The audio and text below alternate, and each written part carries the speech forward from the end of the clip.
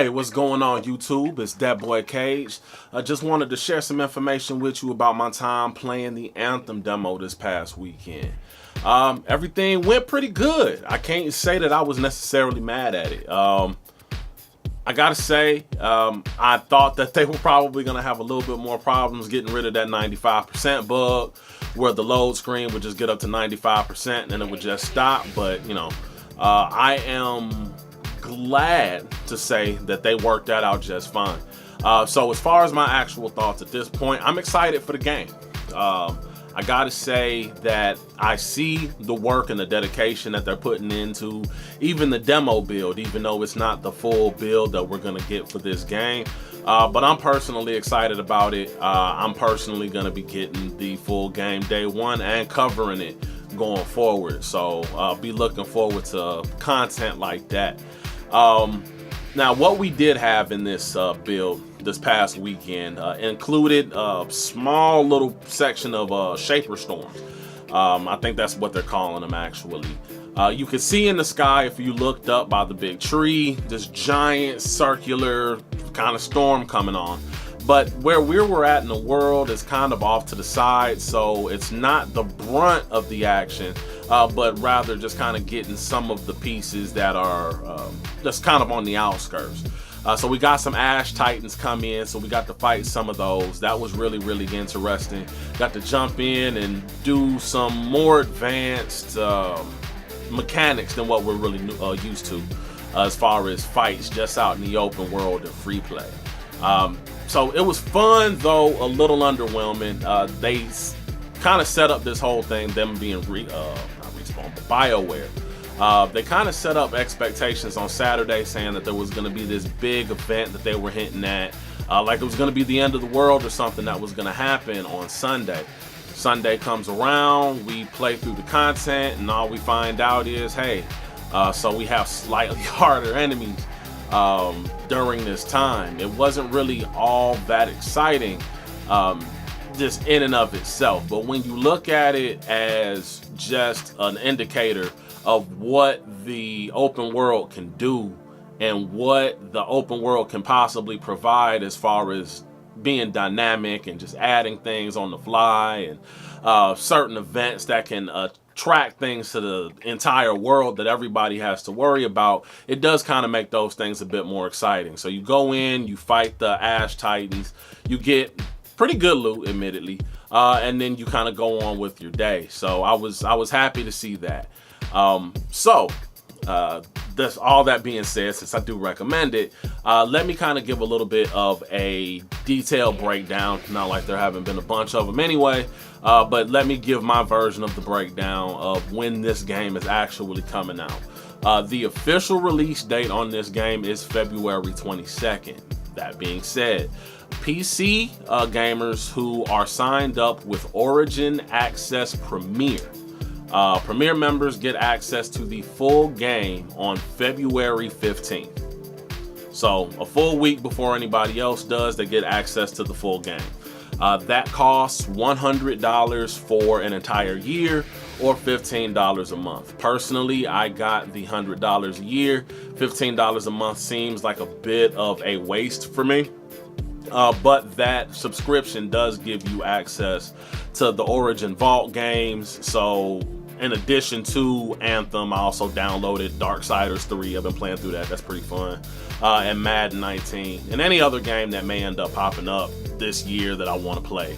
I wouldn't have to pay for the full game. I would get the full version, like the deluxe edition of any game that comes out on that. And I don't have to pay anything additional. So it was worth it to me. That's what I would recommend if you are playing the game on PC and you don't mind just not owning the game outright. So from there, you have Origin Access and EA Access Basic. Both of those are going to give you 10-day access to the game. Well, not 10 days, sorry. 10-hour access to the game, starting on February 15th. So once you hit that 10-hour mark, you won't be able to play the game anymore, but you will be able to carry all progress that's been gained during that 10 hours into the full game. This is a practice that has been going on through EA, I think, well, as far as I know, Mass Effect Andromeda was the first time I saw it, where it just gave me the option, download the game, play 10 hours of it, just kind of get the hype up, and then roll it into the full game whenever it happened. I think when that game actually came out, I just kind of allotted myself like 2 hours a day, and that pretty much covered me for 5 days at that point, so it didn't really bother me too much. But yeah, you get that with EA Access or Origin Access Basic. Unfortunately, EA Access is only available for Xbox. PlayStation didn't do the deal in order to get that service on their system. So unfortunately for all you guys out there that are using PS4s, y'all are gonna have to wait until the 22nd full out. So it doesn't matter what version of the game you got. If you got the regular edition, if you got the deluxe edition, doesn't matter. If you don't have any kind of attachment to EA as far as their internal ecosystem, then you have to wait until the 22nd straight up to get access to the game. So kind of sucks depending on what side of the fence you sit on with that one. Personally, I play on PC, so it doesn't bother me any. And I think back to all the times that I've had to wait on games that came out on console first. So I'm just kind of thinking that this is not necessarily payback, because I don't want to take anything against y'all, but I've had to wait. You can wait too. So the game is going to come out on 15th or 22nd, depending on where you're at. They have explained that there's going to be plenty of post-launch content. All DLC for the game is going to be at no charge. So once you get the game, all DLC going into the future is going to be available to everyone. So they're not going to split their community up any in that regard. There is going to be microtransactions in the game, but they have stated multiple times that it is going to only be on cosmetic items. There was a leaked document that came out that explained exactly how much it was going to be, but realistically right now we don't know how much of the in-game currency actually drops for particular events.